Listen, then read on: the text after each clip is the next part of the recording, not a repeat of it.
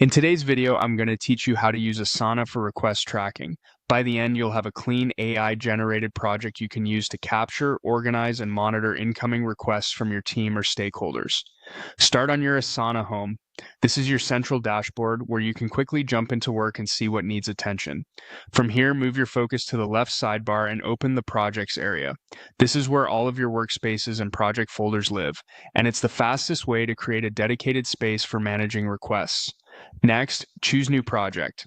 Think of a project as the container for everything related to request intake and follow-up.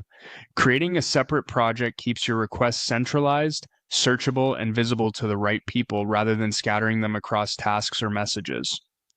At the top of the creation screen, select Create with AI. This Asana feature will help you generate a structured project automatically, saving you time and giving you a solid starting point.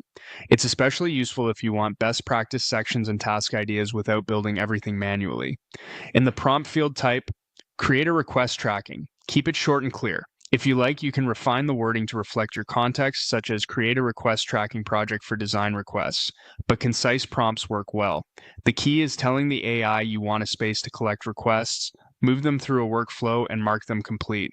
Now, wait for it to load. Asana will think for a moment and assemble the project layout based on your prompt. This may include suggested sections, example tasks, and a default view. Let it finish processing before you click or navigate elsewhere so everything generates properly. When the project is ready, choose Go to Project. You'll land directly in your new workspace. From here, you can begin using it right away to track requests. Start by reviewing the sections or columns the AI created and confirm they match how your team works.